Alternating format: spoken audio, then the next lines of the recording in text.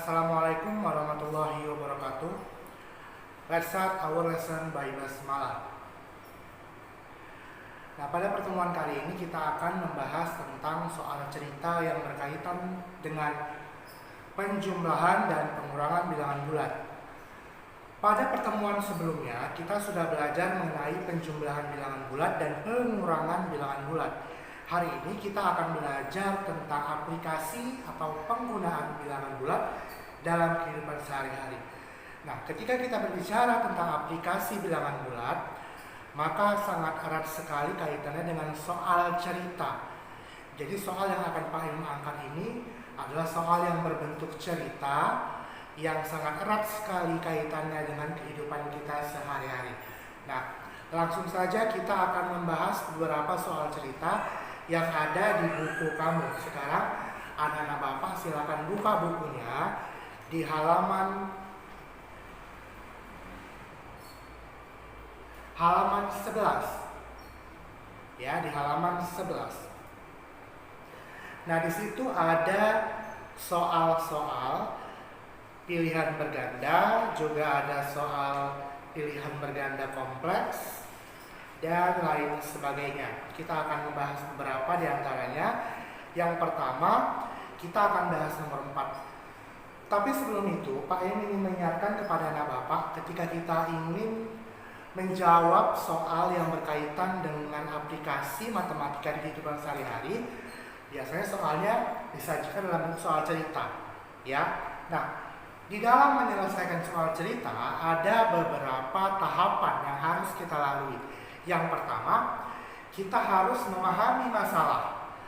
Bagaimana caranya, Pak? Nah, cara memahami masalah adalah yang pertama, kita buat diketahui. Apa yang diketahui dari soal. Itulah cara kita memahami masalah. Kita tahu apa yang diketahui, kita tahu apa yang ditanya. Setelah kita paham dengan masalahnya, lalu kita rencanakan bagaimana cara penyelesaiannya. Ya, nah, untuk merencanakan penyelesaiannya bisa dilakukan dengan menuliskan rumus apa atau bagaimana bentuk matematika dari masalah tersebut.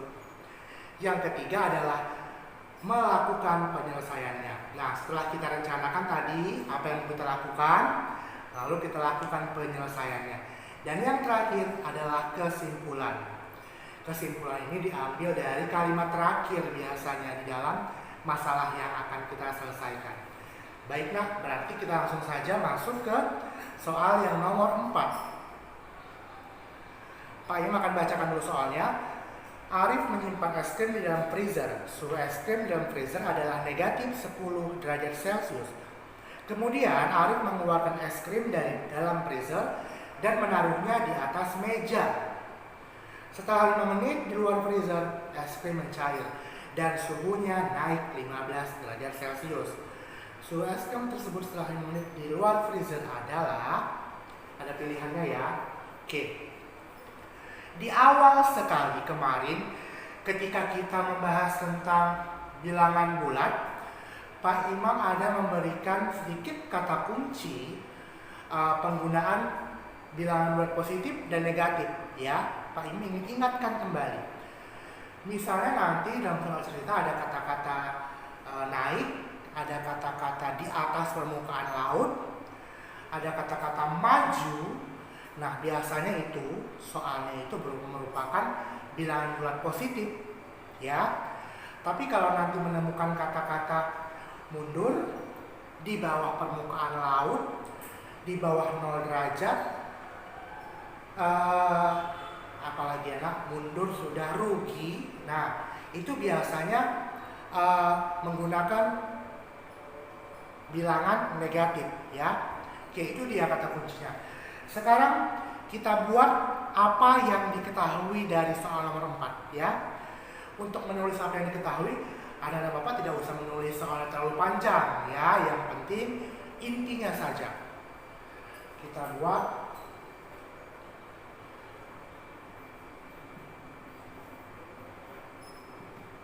diketahui. Kelihatan ya nak tulisannya? Oke, mungkin kurang besar ya.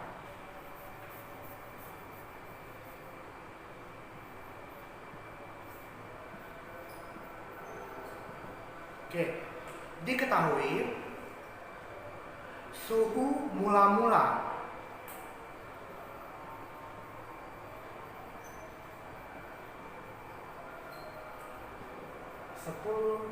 negatif.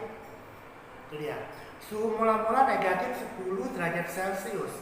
Yang kedua, kemudian Arif mengeluarkan es krim dari dalam freezer dan menaruhnya di atas meja. Setelah 5 menit di luar freezer, es krim mencair dan suhunya naik 15 derajat Celcius.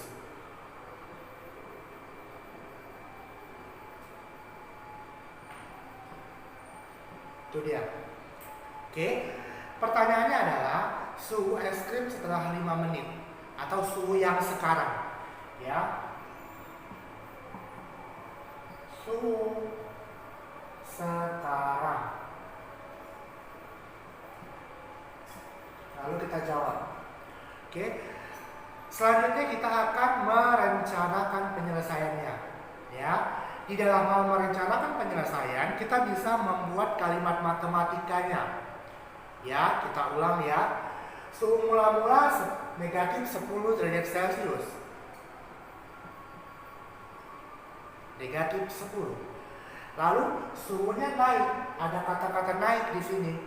Maka kita gunakan operasi hitung penjumlahan karena dia naik ya. Naik 15. Inilah rencana penyelesaian yang akan kita lakukan. Oke. Sekarang kita mau melaksanakan penyelesaiannya dengan cara menjawab ini rencana yang sudah kita buat tadi ya. Negatif 10 ditambah 15 ya. Negatif 10 ditambah 15. Oke. Ini udah Pak yang ajarkan bagaimana penjumlahan bilangan positif dan negatif. Kita ambil bilangan, perhatikan bilangan terbesar. Abaikan tanda ya. Perhatikan bilangan terbesar yaitu 15. 15 ini tandanya apa nak? Positif. Maka nanti hasilnya positif. Positif berapa Pak? Nah, untuk angkanya tinggal dikurang saja. 15 kurang 10 sama dengan positif 15 kurang 10 adalah 5. Itu dia. Ya. Jadi jawabannya adalah positif 5. Nah, langkah terakhir adalah kesimpulan. Kesimpulannya kita ambil dari apa yang ditanya. Jadi suhu sekarang adalah positif 5 derajat Celcius. Oke. Ini dia soal nomor 1 atau soal nomor 4 yang ada di buku kamu. Oke nak? Selanjutnya kita akan membahas contoh yang kedua. Itu ada di halaman 11 masih, namun berada pada nomor 5. Oke, soal yang kedua itu ada di halaman 11 yaitu nomor 5. Pak membacakan soalnya ya. Kiki bermain baris berbaris. Kiki melangkah maju sebanyak 7 langkah, lalu Kiki melangkah maju sebanyak 5 langkah, kemudian Kiki berbalik arah dan melangkah sebanyak 10 langkah. Jarak antara posisi Kiki semula dengan posisi sekarang adalah berapa langkah? Ya, yuk. Kita mulai dari menuliskan apa yang diketahui.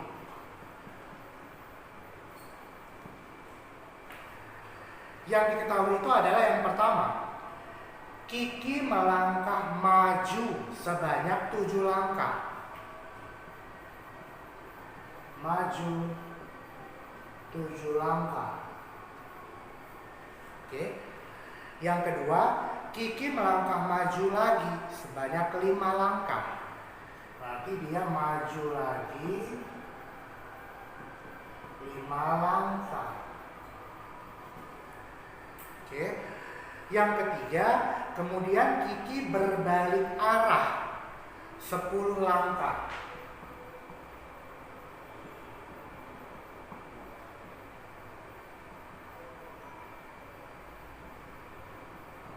Oke.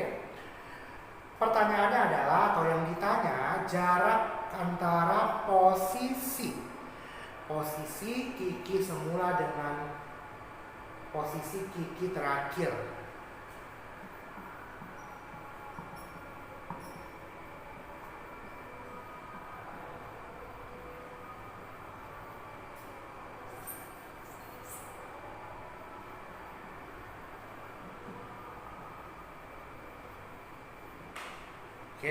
Itu dia ya.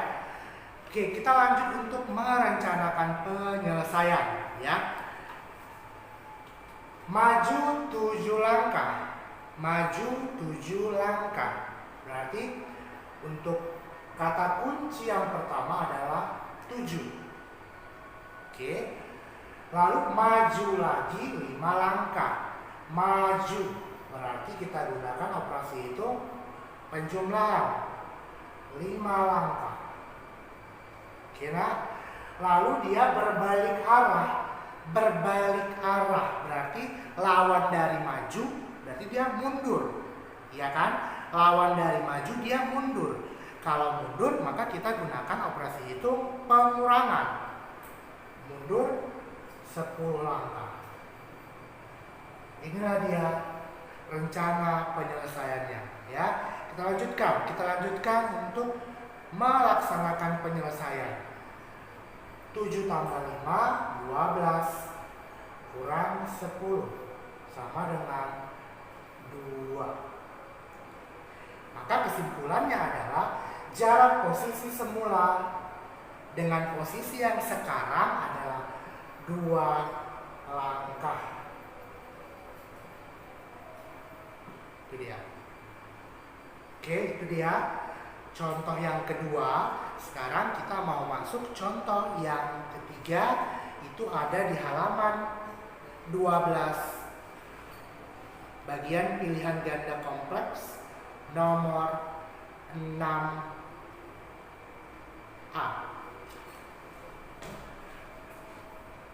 Oke, nah kita lanjut ke nomor 6 ya. Nomor 6 itu untuk menjawabnya, perhatikan teks yang di atasnya. Seorang guru sedang mengajar materi bilangan bulat.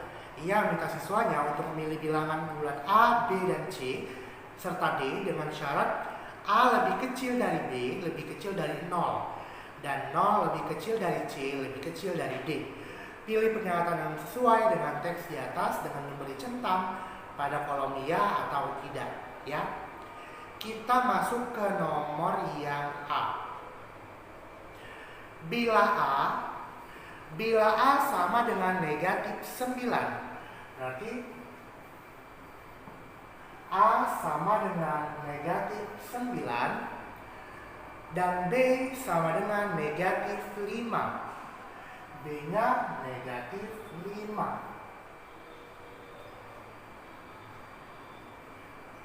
Maka A tambah B hasilnya kurang dari 0.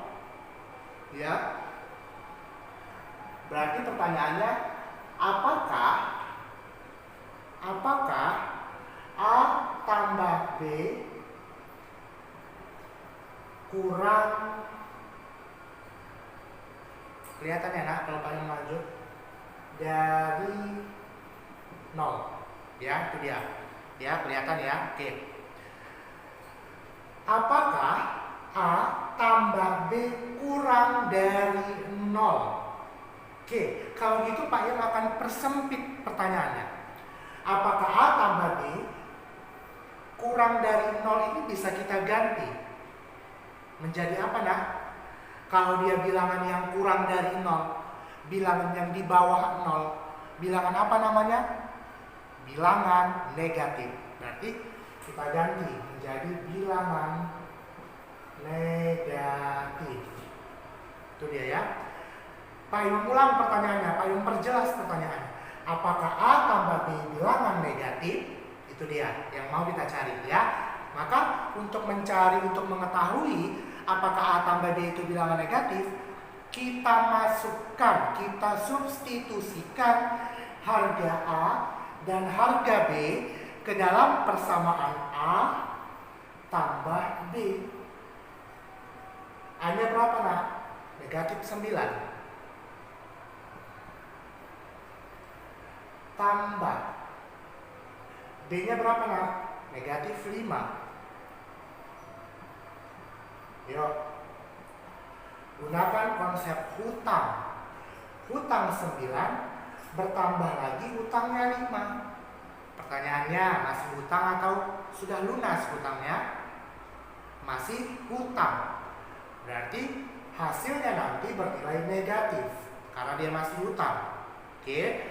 hutangnya 9, tambah lagi hutangnya 5. Berarti jumlahnya atau angkanya dijumlahkan. 9 tambah 5. Berarti negatif 14. Nah, kita kembalikan ke soal. Apakah A tambah B bilangan negatif? Nah, setelah kita dapat A tambah B itu adalah negatif 14, berarti dia merupakan bilangan negatif. Berarti jawabannya adalah iya. Apakah A tambah B bilangan negatif? Jawabannya iya. Ini dia pembuktiannya, negatif 14. Mudah ya nak? Soal ini mudah karena anak bapak tinggal menggantikannya saja, menggantikan A dan menggantikan B. Di sini ada kata-kata kurang dari 0. Berarti kalau nanti di soal ada kalimat lebih dari 0, maka ini bisa kamu ganti menjadi bilangan positif. Ya, ini dia karena kurang dari 0 makanya negatif. Kalau nanti di soalnya ada lebih dari 0, maka dia bisa kamu ganti menjadi bilangan positif. Paham ya nak? Oke. Itu saja mungkin yang kita bahas pada pertemuan kali ini. Pak Imam cuma bahas 3 soal, sedikit mungkin ya nak. Cuman soal yang sedikit ini sangat Pak Imam harapkan anak bapak bisa mengerti. Ya, kalau kamu sudah mengerti dengan yang sedikit ini, nanti kita lanjutkan lagi dengan soal-soal yang lain yang seperti ini supaya kamu lebih mengerti lagi. Oke? Nah, cukup sekian pertemuan kita pada hari ini. Itulah tadi penjelasan dari Pak Imam. Nah, anak-anak bapak yang tadi dari awal sudah menulis berbagai macam pertanyaan, sekarang waktunya kamu recap pertanyaan kamu untuk segera kamu tuliskan di kolom komentar. Oke nah, kita akhiri pembelajaran hari ini dengan lafaz hamdalah. Alhamdulillahirrahmanirrahim. Thanks for watching and see you on the next video.